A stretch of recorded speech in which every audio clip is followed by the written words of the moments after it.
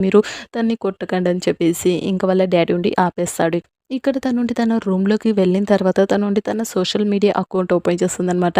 ఎందుకంటే సోషల్ మీడియాలో మన ఫేస్ చూపించే అవసరం ఉండి ఉండదు. మన ఫేస్ ఎలా ఉన్నా సరే మనకి చాలామంది ఫ్రెండ్స్ అవుతారు కదా!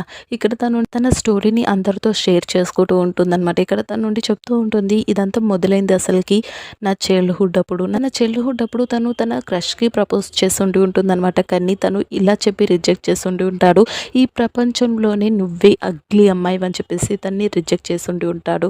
అప్పటినుంచి తనని తను అగ్లీ అనుకుంటూ తనుండి తన ఫేస్‌ని అప్పటినుంచి అద్దంలో కూడా చూసుకొని ఉండి ఉండదు. అంతేకాక తనుండి వాళ్ళ ఇంట్లోకేంచి బయటకి కూడా వచ్చి ఉండి ఉండదనమాట. తను స్కూల్ కూడా వెళ్ళడం బంద్ చేసి ఉండి ఉంటుంది. తను అగ్లీగా ఉన్నానని చెప్పేసి అందరూ తనని చూసి టీజ్ చేస్తారని చెప్పేసి.